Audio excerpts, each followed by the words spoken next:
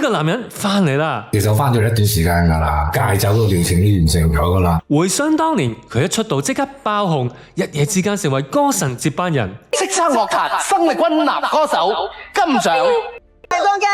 但係轉個頭，一場醉酒鬧機風波，我做出啲不適當嘅行為，令佢事業同埋身家一鋪清袋。唔係賠咗好多錢啫，唔算多啦，賠晒咁滯啊！從高峰跌到低谷之後，佢轉戰影視圈，以喜劇之王嘅姿態鹹魚翻生，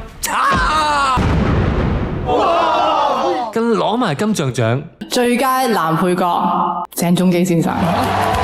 東山再起之後，就俾傳媒爆佢已經結咗婚，娶我啦！仲要離埋婚。但係我哋的而且確有過一段好開心嘅時間。呢邊離完婚唔夠1年，嗰邊就同人奉子成婚。心情點樣啊？而家講下，日日都唔開心。屋企多咗2個小朋友之後，成為人人稱讚嘅暖男爸爸。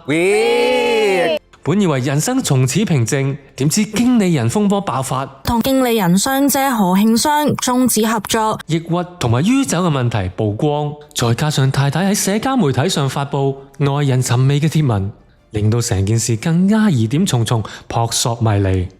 到底當年醉酒鬧事，人人眼中玩世不恭嘅太子基，係點樣一步步喺錯誤中成長，從歌神接班人到喜劇之王，再蛻變成為人見人愛嘅暖男爸爸？